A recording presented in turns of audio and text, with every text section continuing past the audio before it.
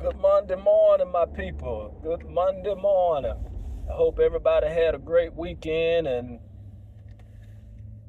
I hope that your week goes well as well. I just want to come on here and talk to you guys because if you haven't seen or heard, the president of this country is slowly enforcing or forcing his will upon the states. And I say slowly because he started in Washington, D.C. He deployed the military or a portion of the military onto the streets of Washington, D.C. And his reason behind doing so is to help combat the crime issues in Washington, D.C. And he has just come out and said that he is wanting to deploy the military in Chicago as well. And he's using that same reason, which is to combat crime. Now, I'm all for reducing the crime rate in any state, in any country, in any city, because crime is a plague and it's destroying or has destroyed a lot of people and a lot of people's lives as well. But what we have to understand is that biblically, the crime and the lies and all of the negative things are things that have been going on since the beginning of time, and people have been trying to combat these negative things. And as we can see here in 2025, that it's an ongoing issue. Now, according to a lot of statistics that are out there for each state, they're saying that the crime rate has actually decreased.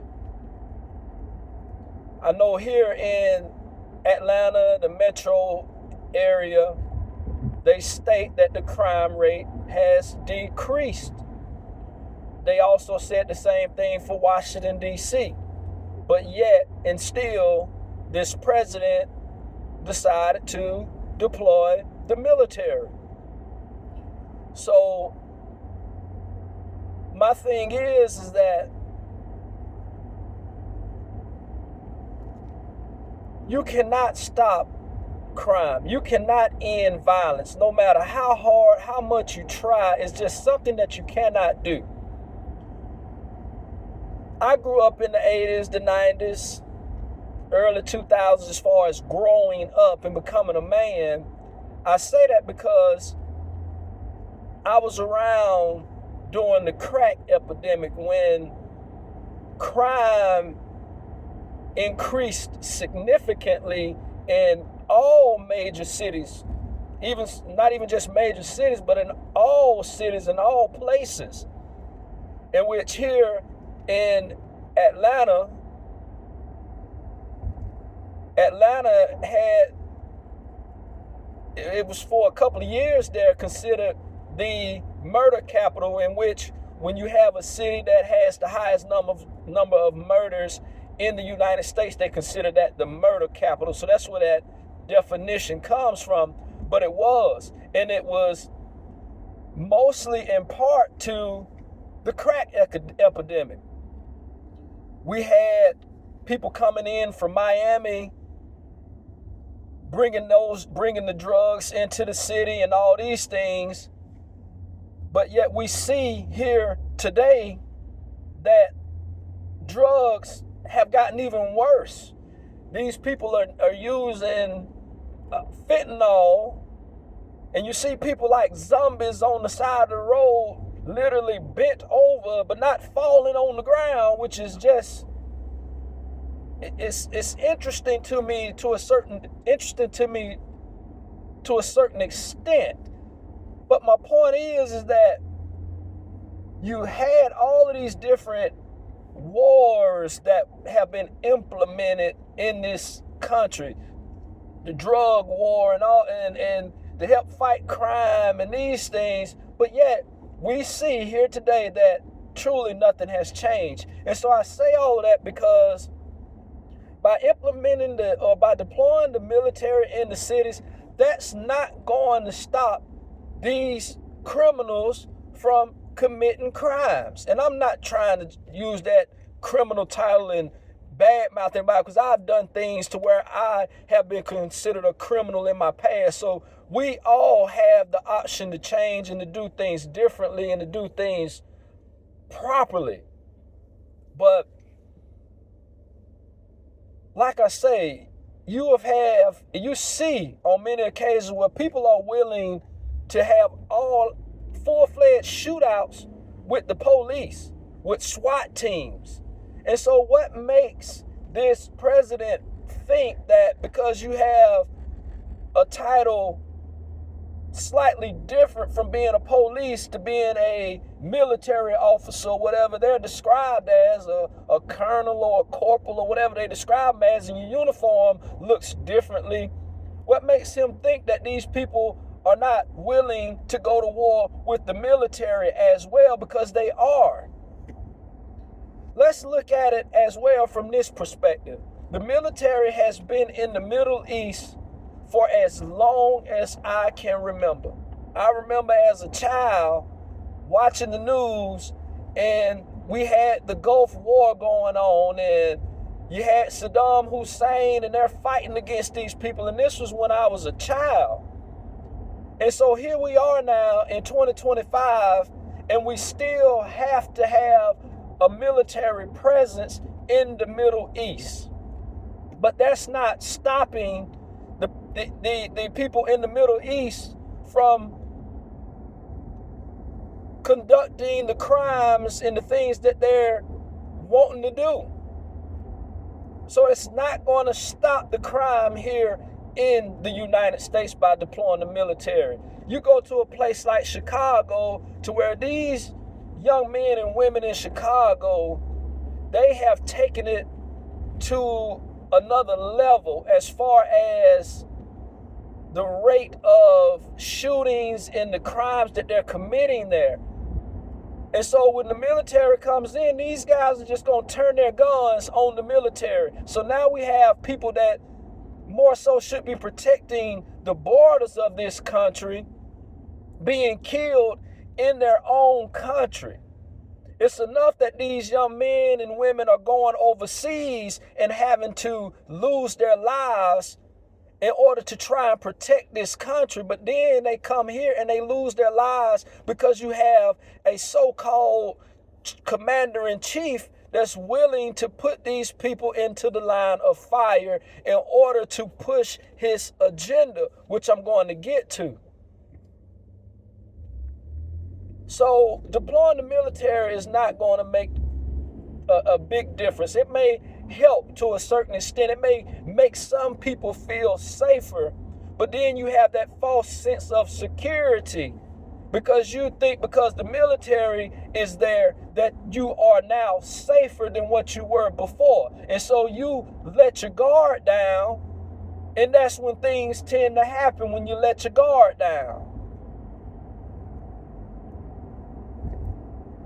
And so I say his agenda because anyone that knows the tactics of an authoritarian or a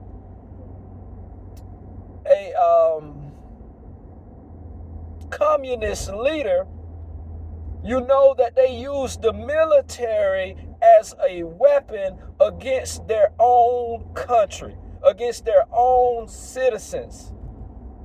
That's what an authoritarian does. And that's what a communist leader does, is that they use the military as a weapon in their own country. And that's what this so-called commander-in-chief is slowly implementing. And the more he is able to bring the military into each of the states, the bigger his chances are, the higher his chances are to become such a force that it's going to be hard to get him out of that seat in the White House. And that's why he's doing these things. Common sense. Anyone with common sense knows the reason why he gives, and I'm not going to keep saying that because some people are not as detailed when it comes down to looking into the things that people are saying and or are doing. So I'm going to stop saying common sense. But my thing is that for him to give all this praise and to roll out the red carpet for Putin, shaking hands, smiling in his face, all of these things, and I said it before, Putin is Trump's role model. But as well, when you have a role model, you look at the things that they have done in order to get to the position that they are in. And so he's read into Putin's life. He's figured out what Putin has done in order to have been able to take over Russia like he has. Because Russia is different from a North Korea, for example. Because North Korea, that was more so like a dynasty. Even China more than likely. I'm not 100% sure. But I know for a fact that North Korea, it's been a family thing. It's always been someone in the family that's ran that country for the most part. Putin was put in that position by the people. And so they hold an election in Russia, but for whatever reason, in which we know the reason, but no one is ever able to defeat Putin and take over that high seat in that country. And it's because he has enough control and enough power and enough people that's willing to do things for him that people come up sick, people come up dead, or they fear for their lives because their families are being threatened. And so they're not willing to take over that position that Putin is in. And that's what Trump is doing, y'all. It's an obvious tactic that he's using in the military to control the military and have them do your bidding in your own country. That is the move of an authoritarian leader, y'all. And that's what he's doing. So we have to be prepared for what's to come once and if he reaches the end of this term. And I say that because sickness and things, they happen. So who knows what may happen in the next 3 years. But that's what this guy's up to. And another thing before I get off of here, which was brought to my attention yesterday, is why haven't we heard anything else about Iran? And the reason why I thought about this was because the top general or whatever this gentleman's name is, and a couple of other people that were in high positions in the military and a part of the bigger picture were fired from their position.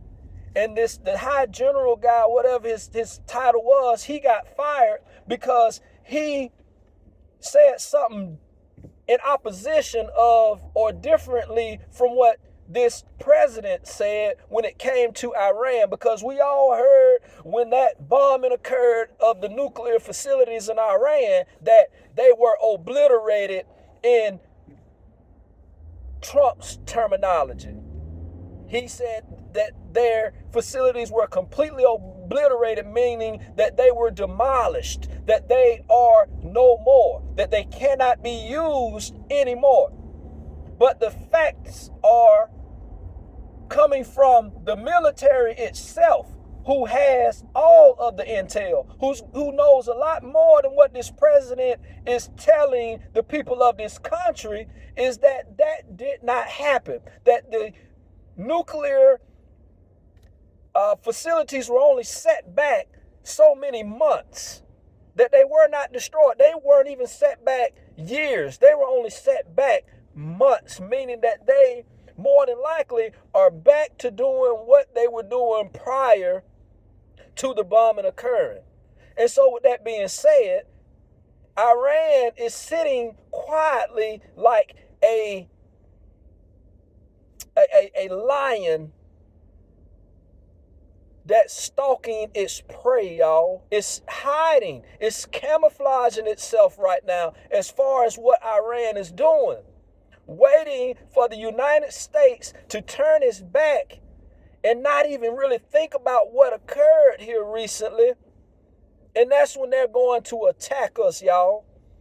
But we've forgotten about Iran. We don't even really hear anything further about Iran. And why? Because the higher ups, when it comes to the military and the government, they know the truth.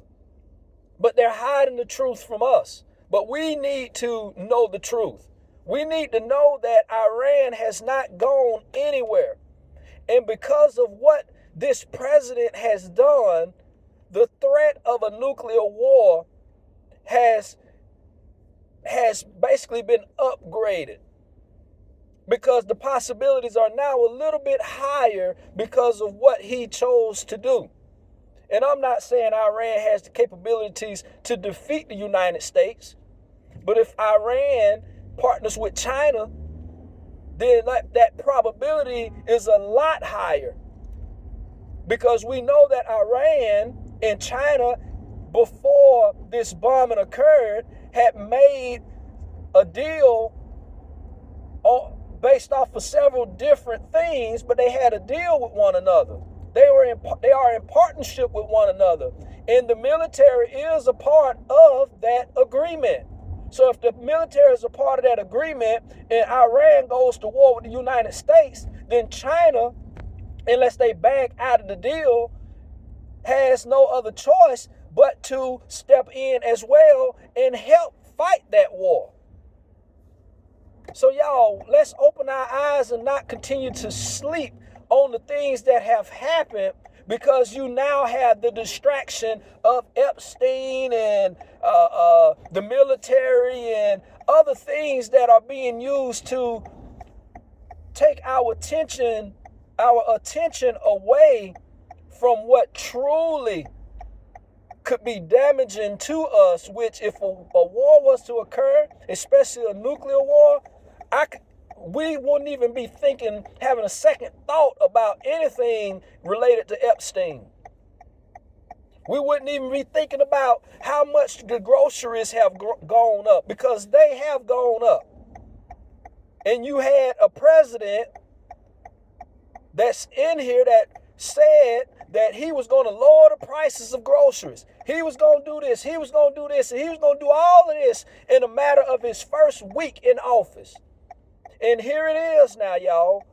We are going into September, and the prices are going up. The only thing that he can sit here and boast about, which is truly ridiculous, is the fact that the price of eggs have gone down, y'all.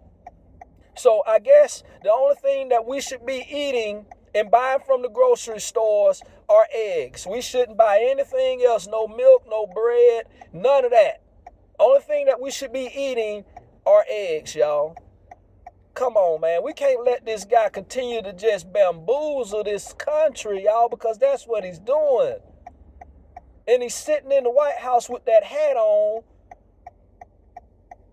and he's sitting here talking about how he's going to deploy the military in Chicago. And I agree, the crime rate in Chicago is extremely high. But most people or a lot of people have all gone through that, though, y'all. My point being, and like I said, they had a huge drug war. If I'm not mistaken, in the beginning, the military was help fighting the drug war. And look where we are at.